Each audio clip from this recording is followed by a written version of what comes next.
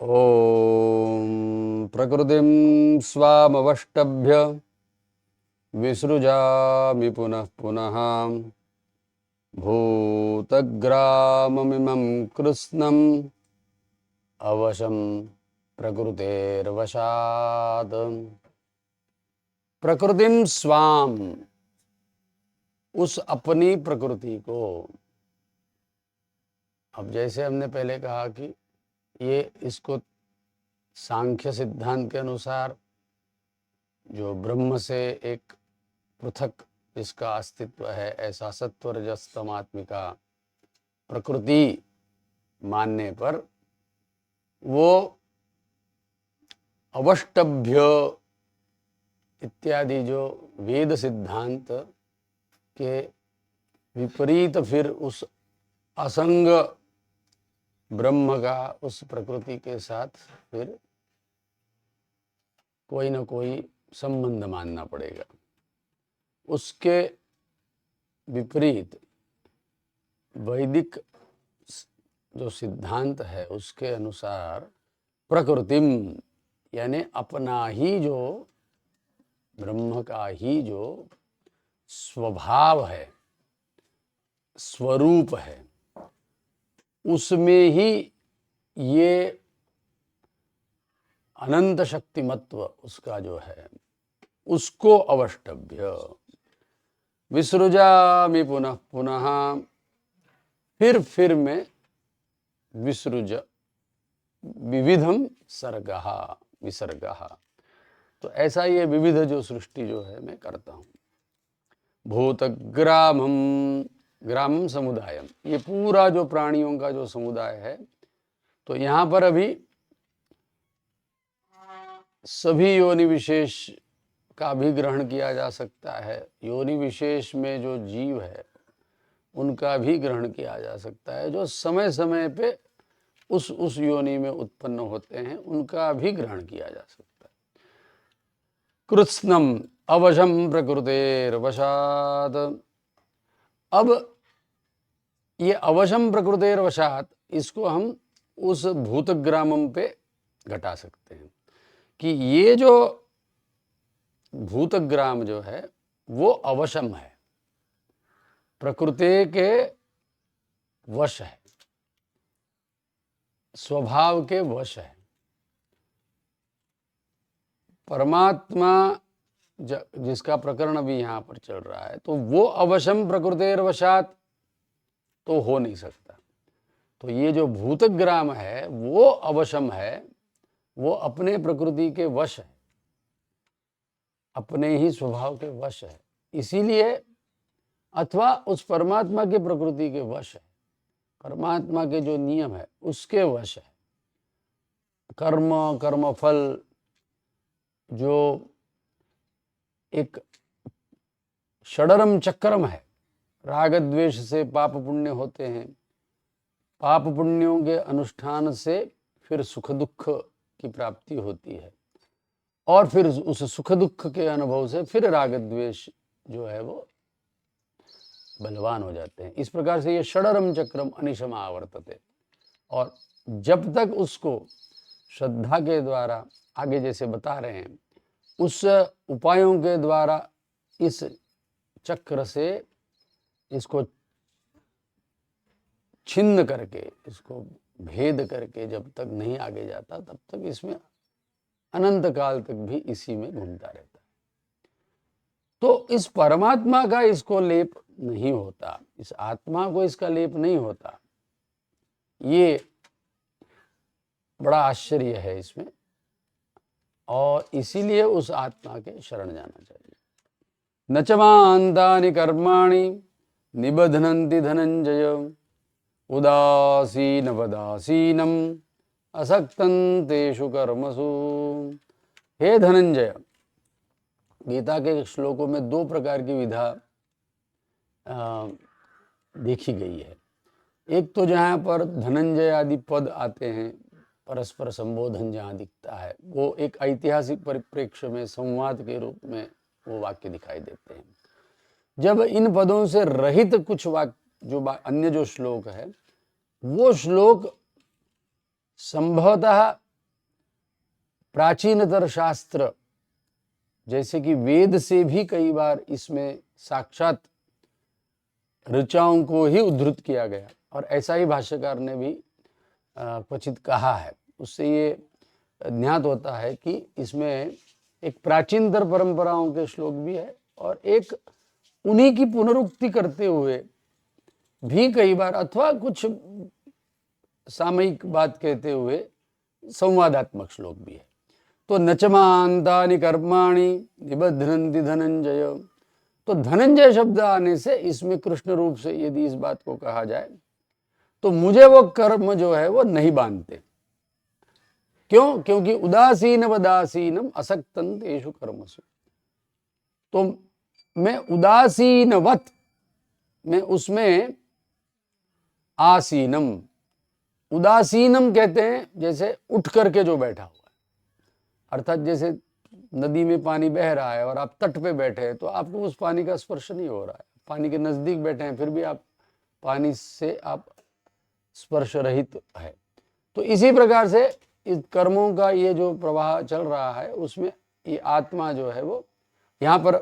दोनों प्रकार से हम घटा सकते हैं। जैसे कृष्ण अपना उदाहरण दे रहे हैं कि जैसे मैं ये सब कर रहा हूं फिर भी मैं उदासीनवत बैठा हूं, तो असक्तं तेषु कर्मसु,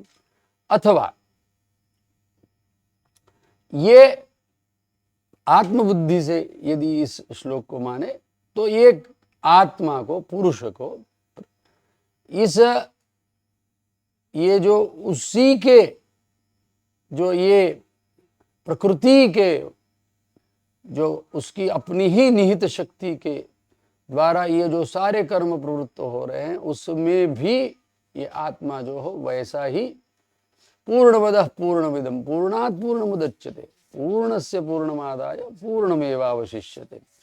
ये अनंत में से ये सारा शांत विश्व जो है प्रवृत्त होता हुआ भिन्न भिन्न अवस्था को प्राप्त होता हुआ भी उस अनंत जो उसका स्वरूप है उसमें यत्किंचित भी कोई भी परिवर्तन नहीं होता, ऐसा ये अचिंत्य उसका जो है वो प्रभाव स्वरूप उसका मान सकते हैं। मयाध्यक्षेण प्रकृति सूयते सचराचरम हेतुनानेन कौन्तेय जगत विपरिवर्तते, तो मयाध्यक्षेण, तो ये जो आत्म रूप से या विद्वान जो है वो केवल अध्यक्ष रूप से स्वयं उसमें लिपायमान न होते हुए उसको केवल उसका जो उसका प्रतिबिंबित, ये जो आत्मा का जो एक प्रतिबिंबित चित्त में जो जीव भाव है उससे ये सूयते सचराचरम, उससे ये सारा उत्पन्न होता रहता है। ये सचराचर अर्थात ये स्थावर जंगम पौधा और पौधा जगत जो है पादप जगत, और ये चरम यानी जो ये शेष जो प्राणी जगत या पशु जगत उसको हम कह सकते हैं। तो ये सारा जो है स्थावर जंगम जो ये भूतग्राम जो है वो उससे उत्पन्न होता है। हेतुना अनेन, अब ये अनेन हेतुना ये पद बड़ा इस पर विचार आवश्यक हो जाता है, क्योंकि प्रकृति में अनेन हेतुना इसमें किसका संबंध मानना चाहिए? ये जो पूर्व प्रकृति जो होता है उसको अनेन सर्वनाम है, तो उससे कुछ किसी कारण से, इस कारण से ये जगत जो है वो परिवर्तित होता है। तो किस कारण से? क्या इस अध्यक्षता के कारण से, अथवा पूर्व श्लोक में जैसे कहा कि कर्माणि मान न निबंधन, मुझे तो वो कर्म नहीं बांधते हैं, क्यों? मैं उदासीन हूं। तो जो उदासीन नहीं है ऐसा उसका विपरीत आशय को ग्रहण करके उसको यहां अध्यार किया जाए, अर्थात अनेन हेतुना कर्म हेतुना, अर्थात उसमें आसक्ति से जो कर्म किए जाते हैं जिससे लिपायमान ये जीव प्रतीत होता है। जीव आत्मा का ही प्रतिबिंबित इस चित्त में जो जीव भाव है उस जीव का लेप होने से फिर उसके हेतु से ये जो है जगत विपरिवर्तते, ये जगत जो है वो बार बार उत्पत्ति और लय को प्राप्त होता है। और उसी का हेतुनानेन, वो क्या हेतु है, लेप कैसे होता है, तो अवजानन्ति मां मूढ़ाः मानुषीं तनुमाश्रितं परं भावमजानन्तः मम भूतमहेश्वरम्। माम, इसमें फिर उसी धारा के अनुसार माम शब्द से कृष्ण भाव से लेने पर वहाँ पर उदाहरण रूप से उस गुरु को हम देख सकते हैं कि वो अपने जो आत्मा जो है उसका अभिलक्षण करके ये माम शब्द का प्रयोग कर रहे हैं, अथवा साक्षात ही शास्त्र भाव से यदि ये वाक्य प्रवृत्त हो रहा है तो माम यानी आत्मानम, इस आत्मा को अवजानन्ति, उसका अपलाप करते हैं, उसका अस्वीकार करते हैं। ये पूरा जो वर्तमान में जो ये विज्ञान में, वर्तमान के विज्ञान में जो प्रगति मान रहे हैं, उसका एक बड़ा आश्चर्यकारक एक पहलू है कि वो बाहर बाहर खोज करते चले जा रहे हैं, दूर दूर गैलेक्सियों में अपनी नजर लगा रहे हैं, सूक्ष्मता में अंदर अंदर मॉलिक्यूलर बायोलॉजी की तरफ बढ़ रहे हैं, और न्यूक्लियर फिजिक्स में और अंदर अंदर प्रवेश करके और फंडामेंटल पार्टिकल्स और इत्यादि का, और ऐसे फिजिकल थियरीज जो प्रस्तुत कर रहे हैं जिससे और सूक्ष्मतर का भी और सूक्ष्म और विराट का समन्वय भी करने का अट्टहास प्रयास चल रहा है। ये सब होते हुए एक बड़ी आश्चर्य का है उसका पहलू ये है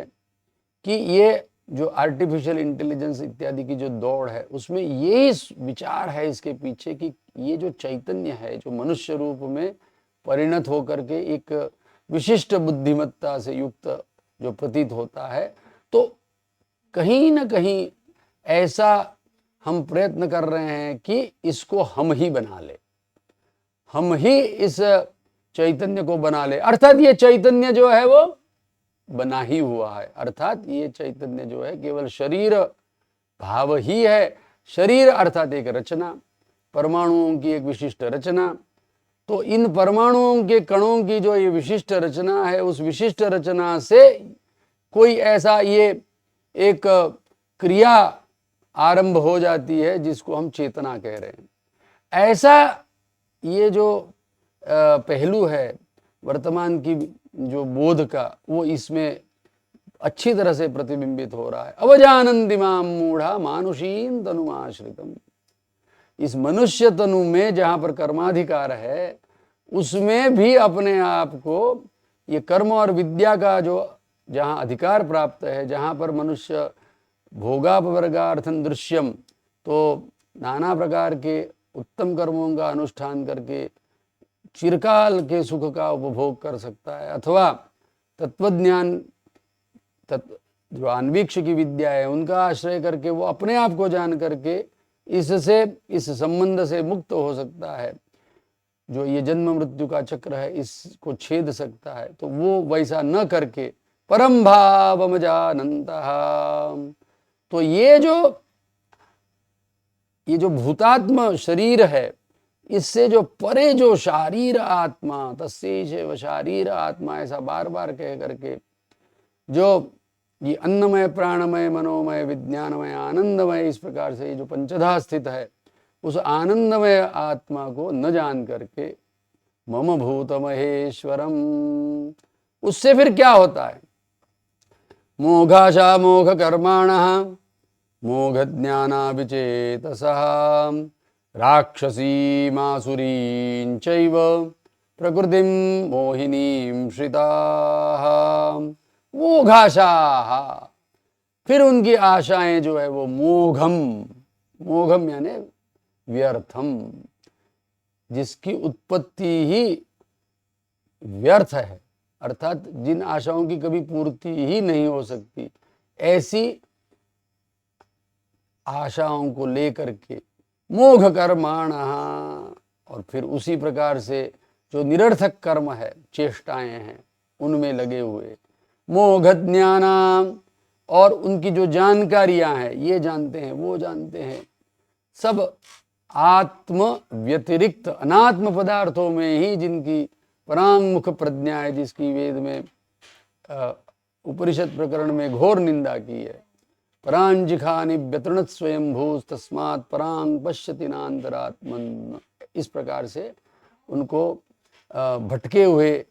ऐसा माना गया है। तो वो मोघ ज्ञाना विचेतसाः, तो ऐसा ये विगत चेतसाः, जिनका जो बुद्धि जो है, जिनकी हरण हो गई है, भटक गई है, ऐसे ये राक्षसीम आसुरीं चैव प्रकृतिम। तो ये प्रकृति शब्द से यहाँ अपने अपने जो स्वभाव, कैसा स्वभाव, जो सबके अंदर दैवासुर संपद होता है, तो किसी में दैव का जो आधिक्य होता है तो वो उस आत्मा के शरण जाता है और उस विद्या का अनुष्ठान करता है। परंतु उससे भिन्न ये जो राक्षसी और आसुरी, उसका लक्षण गीता के 16 अध्याय में बहुत विस्तार से किया, परंतु यहाँ पर संक्षेप से राक्षसी वृत्ति वो है जिसमें चाहे अपना कुछ भी लाभ हो या ना हो, हम दूसरे का नुकसान करने का प्रयास करते हैं, वो वृत्ति राक्षसी होती है। और जो वृत्ति केवल हमारा लाभ देखें हम, तो दूसरों का जो होना है वो होए, तो इस प्रकार की जो वृत्ति होती है, केवल खाओ पियो मौज करो, ये राक्षसीम आसुरीं चैव प्रकृतिम मोहिनीम श्रिताः। तो इस प्रकार से मोहिनी, ये मोह में डालने वाली, अविवेक, आत्मा अनात्मा, ये कोई बोध जिसका फिर नहीं बनेगा, इस प्रकार की ये प्रकृति, उसको आश्रय करके ये इस प्रकार से लगे रहते हैं। इससे विपरीत महात्मानस्तु मां पार्थ दैवीं प्रकृतिमाश्रिताः भजन्त्यनन्यमनसा ज्ञात्वा भूतादिमव्ययम्। इससे भिन्न जो है वो महात्मानः है, अर्थात आत्मा किसी का छोटा बड़ा नहीं, फिर भी यहाँ पर उस महान आत्मा के शरण जाने वाले ये स्वयं भी महात्मा होकर के माम, उस आत्मा को, विशुद्ध आत्मा को, वो दैवीं प्रकृतिम, उस आसुरी के विपरीत ये जो दैवी प्रकृति है, तो उसको आश्रय करके भजन्ति अनन्य मनसा, वो अनन्य मन से, अर्थात ये आत्मा के सिवाय कोई चारा नहीं है, नान्य पंथा अयनाय विद्यते, इस प्रकार से कोई दूसरा रास्ता नहीं है। ये कितना भी हम इसमें फिजिक्स में, केमिस्ट्री में, बायोलॉजी में और भी जितने भी विषय कल्पना की जा सकती है, ऐसे सब विषयों में हम प्रवीण होकर के कहीं ना कहीं हम अपनी समस्त आकांक्षाओं को पूर्ण कर लेंगे, अमृतत्व को पा लेंगे और समस्त दुखों से रहित हो जाएंगे। इस प्रकार की कोई भी अभिलाषा वो मूलतः ही न पालते हुए ज्ञात्वा भूतादिमव्ययम्, इस समस्त ये जो जन्माद्यस्य यतः, ये जो भूतग्राम है, इसका आदि मध्य और अंत, अहमात्मा गुणाकेश सर्वभूताशय स्थितः अहमादिश्च मध्यंच भूतानामंत एव। तो मैं ही आदि मध्य अंत हूँ, अर्थात मैं ही ये सब कुछ हूँ, मया ततमिदं सर्वम, इस प्रकार से उसको जानने का प्रयास करते हैं। तो वो क्या क्या करते हैं, सततम कीर्तयन्तो माम यतन्तश्च दृढ़व्रताः नमस्यन्तश्च मां भक्त्या नित्ययुक्ता उपासते। वो सतत मेरा कीर्तन करते हैं कि ये कैसे आत्मा का कैसा ऐश्वर्य है, कैसी विभूति है, ये देखो, इस नाना प्रकार से वो प्रकट होता हुआ भी स्वयं जो है वो परम भावम, उसका जो है अव्यक्त से व्यक्त और अव्यक्त से भी परे जो परस्तस्मात् भावोन्यो व्यक्तो व्यक्तात् सनातनः यस्य सर्वेषु भूतेषु नश्यत्सु न विनश्यति। सब नष्ट हो रहा है, सब उत्पन्न होता है, नष्ट होता है, कुछ कभी जाना जाता है फिर अनजाना सा हो जाता है। ऐसा ये अनागत जो है वो वर्तमान होते हुए फिर अतीत हो जाता है। पता नहीं ये सारी अवस्थाएं कहाँ से आ रही है और ये सारा ऐसा परिणाम हो रहा है, फिर भी उस आत्मा में कोई परिणाम नहीं है। इस प्रकार से उस आत्मा की लीला और विभूतियों का चिंतन कर कीर्तन करते हुए और यतन्तश्चा, और फिर प्रयत्न करते हुए कि कहीं हम इसमें जो है लिपायमान न हो जाए, इस प्रकार का यत्न करते हुए दृढ़ व्रता, और इस प्रकार से यही व्रत जो है संशित व्रता दृढ़ व्रता, तीक्ष्ण व्रतों को धारण करते हुए यतया संशित व्रता, तो ऐसे होते हुए नमस्यन्तश्च मां भक्त्या, और बार बार नम्र भाव से कि ये जो समानम वृक्षम पुरुषो निमग्नः अनीशया शोचति मुह्यमानः जुष्टं यदा पश्यति अन्यमीशम अस्य महिमानम इति वीत शोकः। अपनी महिमा नहीं है, ब्रह्मणो वाव विजय देवा मही यध्वाम। अरे देवो ध्यान दो, ये सब ब्रह्म की विजय है, कहीं ऐसा मत भूल से समझ लेना कि ये हमारी विजय है। तो इस प्रकार से नमस्यन्तश्च मां भक्त्या नित्य युक्ता उपासते, ऐसा नित्य युक्त हो करके उसकी उपासना करते हैं। ज्ञान यज्ञेन चाप्यन्ये यजन्तो माम उपासते एकत्वेन पृथक्त्वेन बहुधा विश्वतो मुखम। कोई ज्ञान यज्ञ से उसको यजन्ते, बहुत प्रकार के यज्ञों का चतुर्थ अध्याय में विवरण किया, उस प्रकार से कोई ज्ञान यज्ञ से यजन करते हैं, उसमें स्वाध्याय यज्ञ करते हैं, वेद का नित्य उसमें ब्रह्म यज्ञ के रूप में वेद का अवलोकन करते हुए, उसका पारायण करते हुए जो स्मरण किया हुआ, जो ब्रह्मचर्य काल में जो गृहीत जो वेद है, अधीत वेद है, उसका स्वाध्याय का, उसका फिर स्वयं उसका पुनः पुनः स्वाध्याय प्रवचनाभ्यान न प्रमदितव्यम, इस न्याय से उसका बारंबार स्वाध्याय और प्रवचन करते हुए ज्ञान यज्ञ से, अथवा उस आत्मा के जो उसका जो स्वरूप का बोध, उसके जो विवेक है, कैसे ये अनात्मत्व है, कैसे ये आत्मत्व है, कैसे ये जो आत्मा जो है तत्सृष्टवा तदेवानुप्राविशतो, ये कैसे ये जो आत्मा जो है ये सब कुछ सृष्ट अपने में से ही करता हुआ, अपने में कोई भी विकार ना आते हुए, ऐसा ये आश्चर्यवत पश्यति कश्चिदेरम, इस प्रकार से भी ज्ञान यज्ञ करते हुए माम उपासते एकत्वेन पृथक्त्वेन। इसमें दो प्रकार की विद्याएं वेदों में कही गई है, जहाँ पर एकत्वेन अर्थात अहंग्रह उपासना होती है कि मैं ही वह हूँ, मैं ही यह आत्मा हूँ, अहम परस्ताद अहम पश्चात अहम उत्तरतः, तो मैं ही ये सब कुछ हूँ, अहम सूर्यमभवम मनुष्य, इस प्रकार से वामदेववत जो है वो एकत्वेन अथवा पृथक्त्वेन। तो उसमें ये तज्जलानिति शांत सर्वं खल्विदं ब्रह्म तज्जलानिति शांत उपासीता, इस प्रकार से शांडिल्य आदि विद्याओं के द्वारा पृथक्त्वेन वा बहुधा विश्वतो मुखम, ये जो विश्वतो मुख, विश्वतो मुखः विश्वतो बाहु विश्वतो हस्त उत विश्वतस्पात, ऐसा ये जो परमात्मा है, जो सहस्र शीर्षा पुरुषः, ऐसा ये व्यक्ता व्यक्त और उससे भी परे जिसका जो स्वरूप अपना है, ऐसे उस आत्मा को ये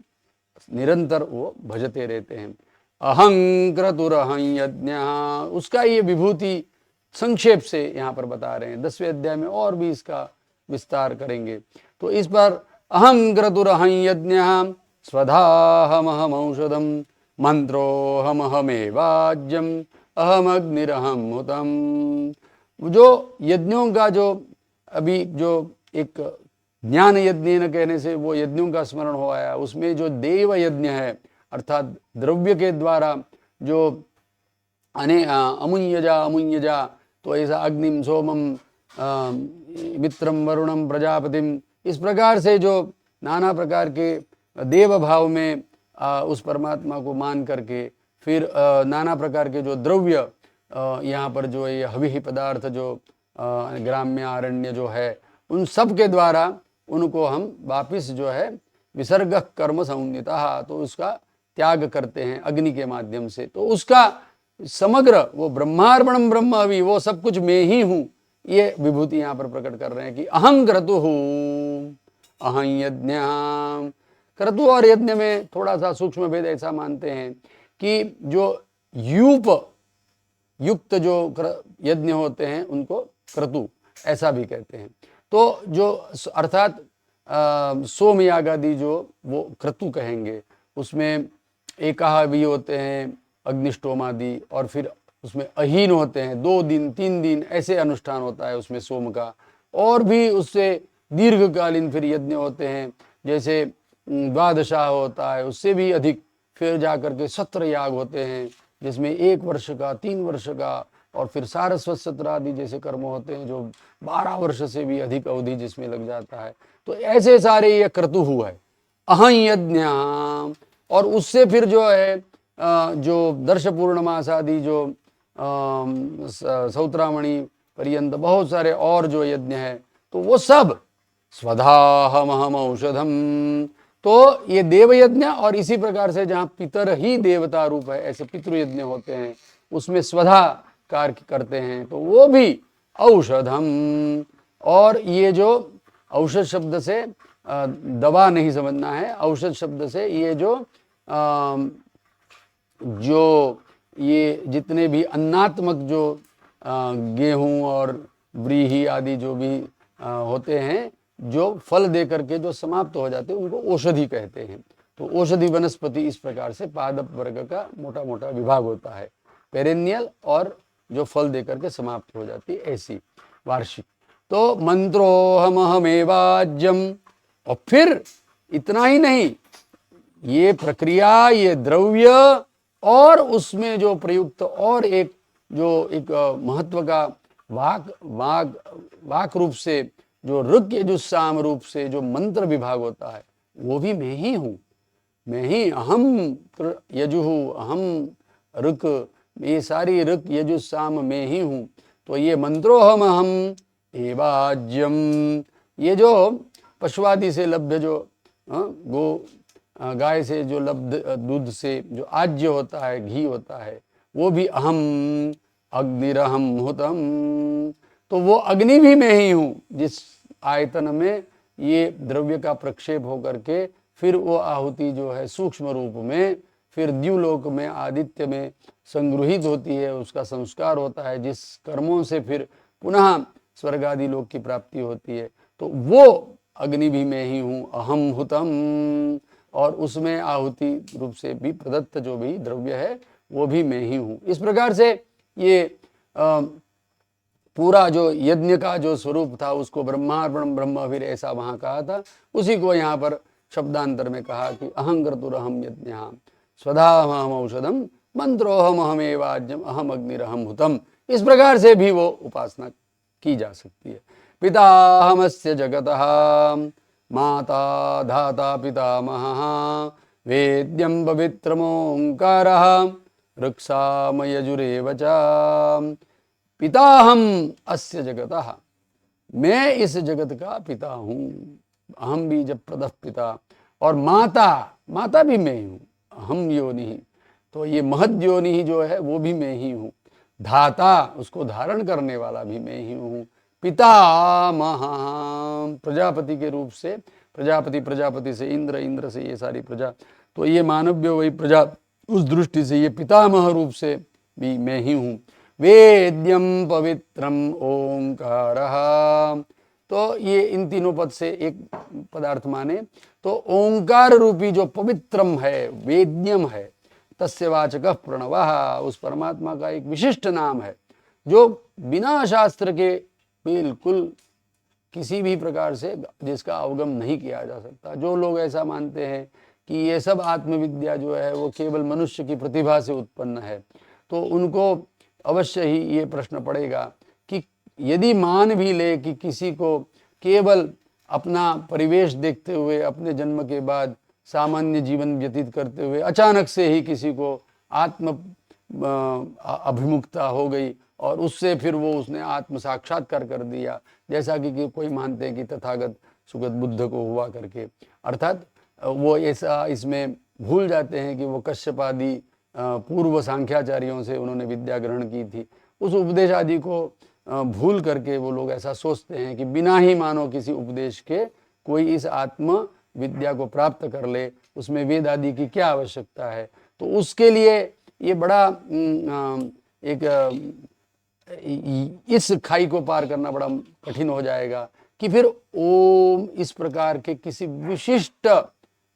वर्ण विन्यास को किस प्रकार से परमात्मा का नाम जाना जाए। तो उसमें योग भाष्य में भी इसलिए बड़े स्पष्ट रूप से कहा कि ये केवल आगम वेद्य है, आगमिनः प्रतिजानते। तो ये केवल जो है अनादि ये जो वेद परंपरा है उसी से ये हम जानते हैं कि उसका जो है वो तस्य वाचक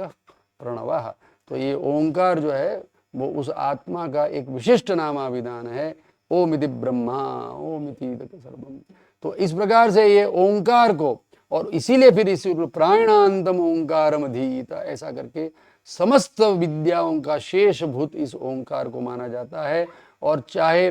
किसी भी विद्या का किसी भी शाखा के अनुसार आत्मा का जब हम उपासना, आत्मा की उपासना और वेदन करते हैं तो उसमें ये ओंकार जो है वो उसका अवश्यम अनुष्ठेय है, उसको ज्ञातव्य है। तो ऐसा ऋक् साम यजुरेव च, और उसी ओंकार से नानात्व होते हुए फिर ये ऋक् साम और यजु। कोई लोग वर्तमान में ऐसा बड़ा भ्रम पालते हैं कि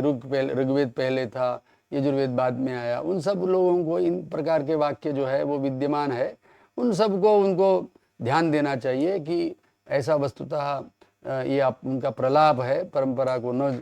जानते हुए समझते हुए। तो एक उस ओंकार से ही ये ऋक् यजु साम रूपी ये 3 मंत्रों की जो विधा है वो प्रवृत्त होती है, और जिससे फिर ये सारे यज्ञों का अनुष्ठान उससे संभव होता है। तो गतिर्भर्ता प्रभु साक्षी निवास शरणम सुहृत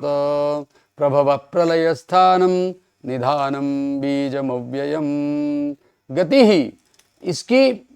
इस संसार की गति अर्थात जाने योग्य स्थान, अथवा अवगति भी अर्थ कर सकते हैं। भर्ता इसका भरण करने वाला, प्रभु इसका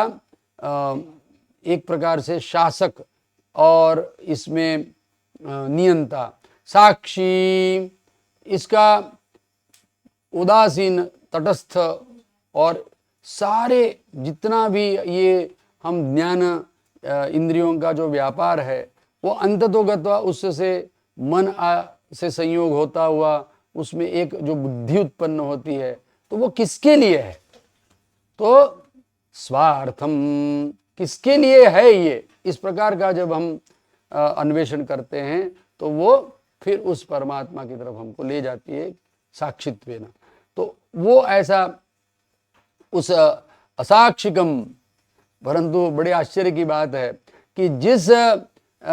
विचार को भगवान शंकराचार्य भाष्य करते हुए ऐसा मान के चल रहे हैं कि जगदांध्य प्रसंगात, साक्षी नहीं होने पर तो ये जगत जो है वो जंगल में मोर नाचा जैसा हो जाएगा, अर्थात ऐसा अलीक हो जाएगा कि ये जगत है परंतु देखने वाला कोई नहीं है, ऐसा तो कोई मान ही नहीं सकता। ऐसा करके वो आक्षेप करते हुए परमत का निराकरण करते हैं। परंतु बड़े आश्चर्य है कि वर्तमान के सारा जो जिसको हम विज्ञान समझते हैं, ऐसे बुद्धिमान लोगों का ये जो समुदाय है, ये सारा यही मान के चल रहा है कि वस्तुतः साक्षी कोई है ही नहीं, ये सब असाक्षिकम प्रवर्तते। ये सब परमाणु का समुदाय जो है वो पीछे उसका जो भी वेव एनर्जी ड्यूअलिटी जैसे भी होता हुआ, कहीं बिग बैंग होता हुआ कैसे भी है, ये बिना किसी साक्षी के अभिप्राय से ही ये प्रवृत्त होगा। और कालांतर में ये अंततोगत्वा कदाचित किसी जिसको चांस या रैंडम किसी इवेंट्स को होते हुए लिस्ट प्रोबेबल होने पर भी ऐसी एक संघात इसका विशेष हो गया कि जिसमें ये फिर शरीर जो ये ऐसे मॉलिक्यूल्स फॉर्म होते हुए तो ये जो कहीं ना कहीं जो है वो नॉन लिविंग, ये सारे में से कुछ क्वचित एक अचानक इसमें जो है वो एक लिविंगनेस उसमें प्रतिभात होने लगा। और फिर उसमें भी किसी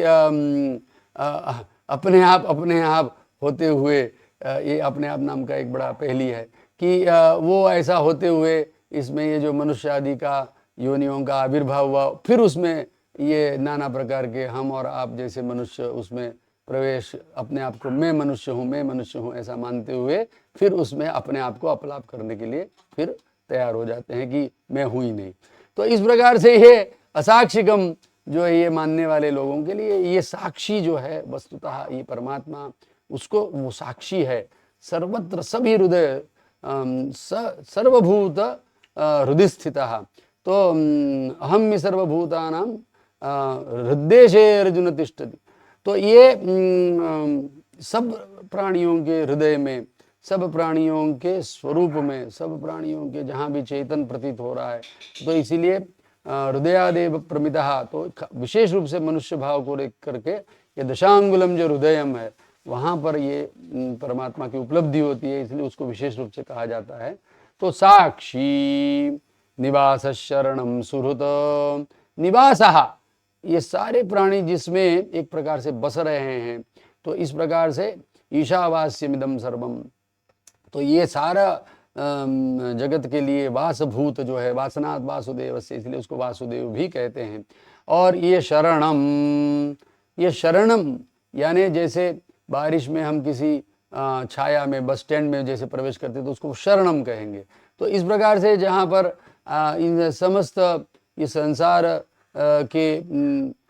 जो ये चक्र है, इसमें जो सुख दुखों के द्वंद्व है, उसमें शरणभूत ये आत्मा है, जिसका आश्रय करने मात्र से ही हम इससे इन दुखों से और बंधनों से छूट सकते हैं। वैसा ये शरणम सुहृत, ये सुहृत है, परम मित्र भाव है, यही वस्तुतः हितैषी है। तो ऐसा ये आत्मा प्रभव प्रलय स्थानम, ये प्रभव भी है, यहीं से उत्पत्ति है समस्त की, और यहीं पर उसका प्रलय भी है। स्थानम, यहीं पर वो स्थित भी है। निधानम,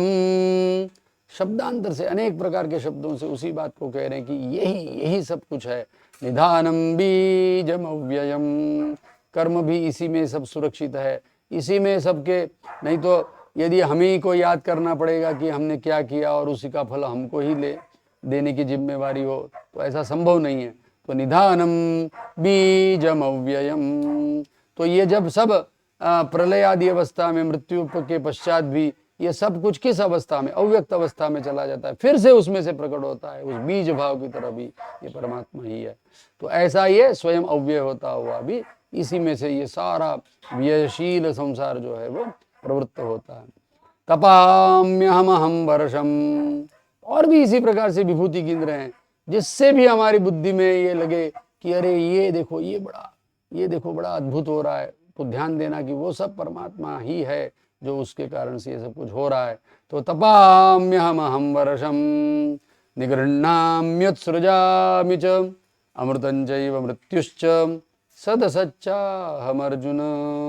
मैं ही सूर्य के रूप से तप रहा हूँ, और अहम वर्षम, मैं ही बरस रहा हूँ। निगृह्णामि, इसी वर्षा को मैं ऐसा ऊपर ग्रहण कर लेता हूँ, जल को ऊपर उठा लेता हूँ। उत्सृजामि च, और उसको ऊपर से छोड़ता हूँ। अमृतं चैव मृत्युश्च, अमृत और मृत्यु, और सद सच्च, हे अहम अर्जुना, हे अर्जुन। तो यहाँ पर वही कृष्ण भाव से, परंतु अपने वास्तविक स्वरूप को, परमात्मा स्वरूप को वहाँ पर अभिलक्षित करते हुए कह रहे हैं कि सद सच्चा, ये सत और असत, ये जो है जो वर्तमान में, और असत जैसे जो भूतम है या अनागतम है, तो उस रूप से, और भी कई प्रकार से सत और असत, तो ये सब कुछ मैं ही हूँ, अर्थात अत्यंतम असत इसमें जो है वो का ग्रहण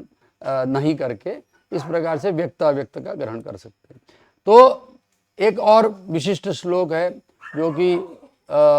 गीता की जो परंपरा है, जिस परिवेश में ये वाक्य पूरे उत्पन्न हुए हैं, उसका एक द्योतक है ये श्लोक, इसलिए बड़ा स्मरणीय है। त्रैविद्या मां सोमपाः पूतपापाः यज्ञैरिष्ट्वा स्वर्गतिं प्रार्थयन्ते ते पुण्यमासाद्य सुरेन्द्रलोकम् अश्नन्ति दिव्यान् दिवि देव भोगान्। त्रैविद्या, तो जो वैदिक परंपराओं से, यज्ञों से जो अनभिज्ञ लोग होते हैं, गीता को एक पृथक ही उस वेद से विरहित जो व्याख्या करते हैं, उनके लिए ध्यातव्य है कि इसी वैदिक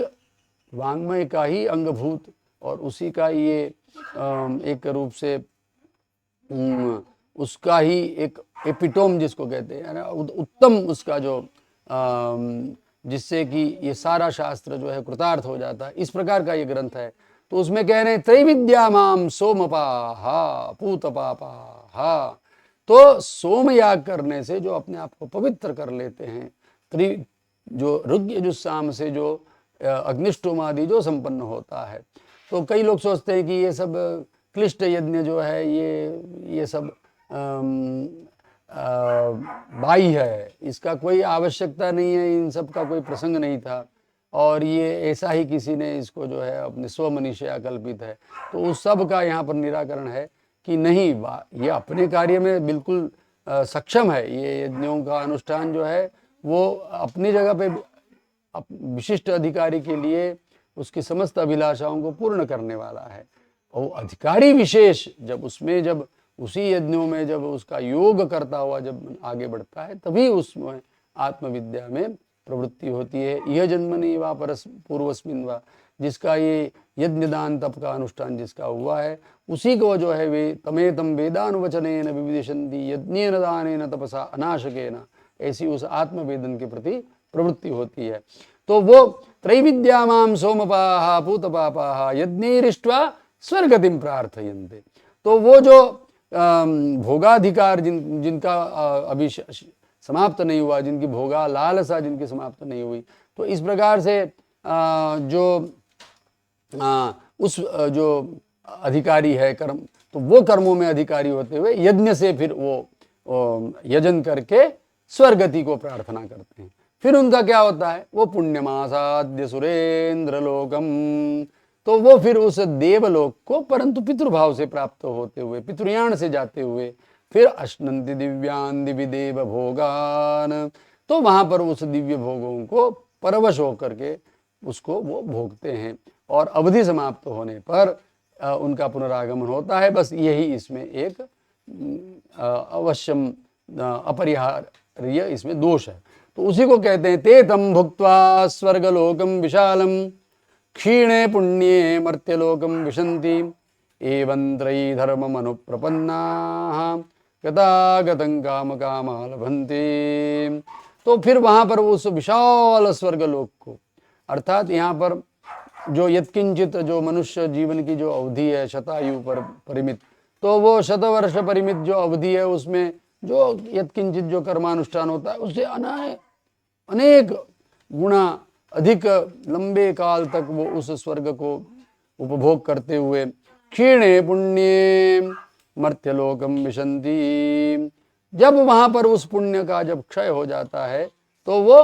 फिर से इस मर्त्यलोक को प्राप्त होते हैं, जैसा कि समस्त पंचाग्नि विद्या आदि सभी प्रकरण में कहा गया है। एवं त्रयी धर्मम अनुप्रपन्ना, इस प्रकार से जो त्रयी धर्म को जो अनुप्रपन्न, अर्थात उसमें जो उसके शरण गए हुए हैं, इसी को सब कुछ यही है ऐसा मानते हैं, जैसा कि गीता के दूसरे अध्याय में भी कहा। तो जो इसी को सब कुछ है, यही है और कुछ नहीं है, ऐसा जो मानते हैं, वो गतागतं काम कामा लभन्ते, तो फिर वो ये इस पुनरावृत्ति गति को प्राप्त होते हैं, क्योंकि वो काम कामा है, वो आत्म काम नहीं है, वो इस काम कामा है, इसीलिए उनको इस प्रकार की पुनरावृत्ति गति प्राप्त होती है। तो अनन्याश्चिन्तयन्तो माम, इससे भिन्न जो भक्त है, जो महात्मा है, तो वो क्या करते हैं, अनन्याश्चिन्तयन्तो माम ये जनाः पर्युपासते तेषां नित्याभियुक्तानां योगक्षेमं वहाम्यहम्। तो जो इससे भिन्न कर्मों से जो अपने निर्वाह का, अपने इस लोक और परलोक का जो आकांक्षा नहीं करते, तो वो केवल आत्मा का आश्रय करते हैं, तो उसका क्या होता है, तो वो तेषां नित्याभियुक्तानां,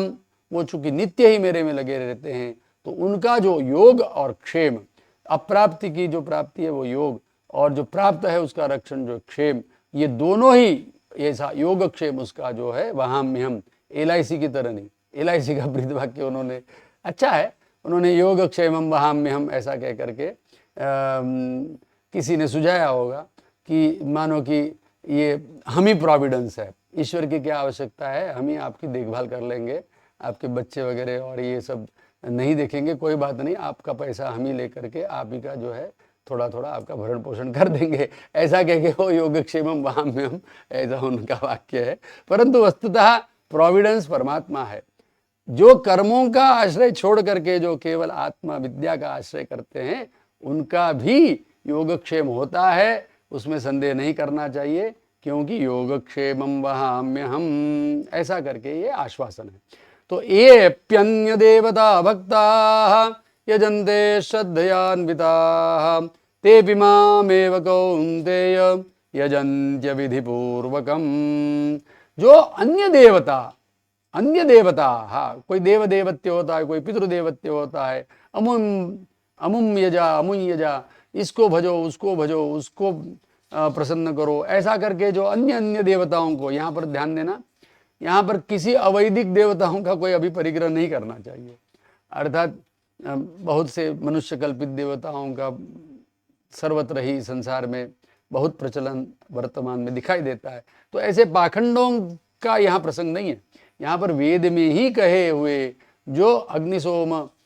मित्र, वरुण आदि जो अनेक जो देव है, उनको अन्य देवता भक्ता यजन्ते श्रद्धयान्विता, श्रद्धा से युक्त होकर के वैदिकी मंत्रों से, वैदिक विधा से, ब्राह्मणोक्तेन विधिना, उसी जो अग्निहोत्र आदि कर्मों से उनका यजन करते हैं। तो तेऽपि मामेव कौन्तेय, तो वस्तुतः वो मेरे को ही यजन कर रहे हैं। तो ऐसा शतपथ में इसी प्रकरण में कहा ही है, वस्तुतः वो मेरा ही यजन हो रहा है, क्योंकि मैं ही तो उसका फलदाता हूँ और मैं ही यज्ञ रूप हूँ, यज्ञो वै विष्णु हूँ, मैं ही तो हूँ वो जो व्यापनशील जो परमात्मा, मैं ही हूँ, मैं ही यज्ञ हूँ। परंतु अविधिपूर्वकम, यहाँ पर विधि यानी सम्यक बोध, ऐसा अर्थ कर लेना, क्योंकि विधि अर्थात वो वहाँ पर वैदिक विधि का तो वो अनुसरण कर रहे हैं, परंतु वो उसके पीछे जो रहस्य है उसको उन्होंने अवगम नहीं किया। तो अहम सर्व यज्ञानाम भोक्ता च प्रभुरेव च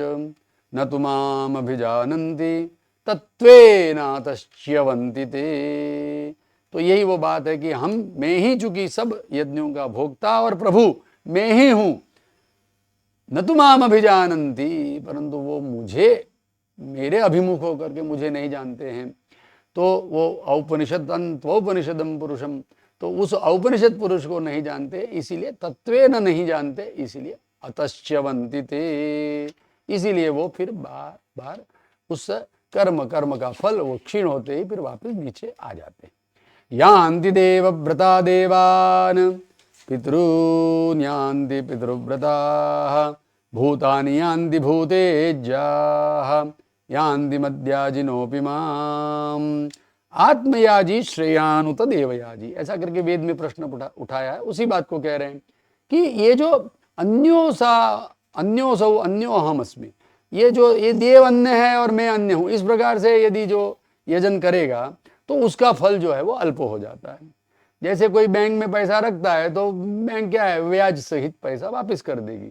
परंतु यदि तो बुद्धिमत्ता कोई और बुद्धिमान व्यक्ति हो तो वो क्या करता है, वो आगे उसको वर्णन करेंगे। तो यान्ति देवव्रता देवान, भाई देवव्रत जो है देवों का ही जिन्होंने यजन करना, उसी को देवो भूत्वा देवान यजति, तो देवों का जो यजन करते हैं वो देव हो जाते हैं। पितॄन् यान्ति पितृव्रता, और पितरों को जो यजन करने वाले हैं वो पितरों को प्राप्त हो जाते हैं। भूतानि यान्ति भूतेज्याः, और भी जो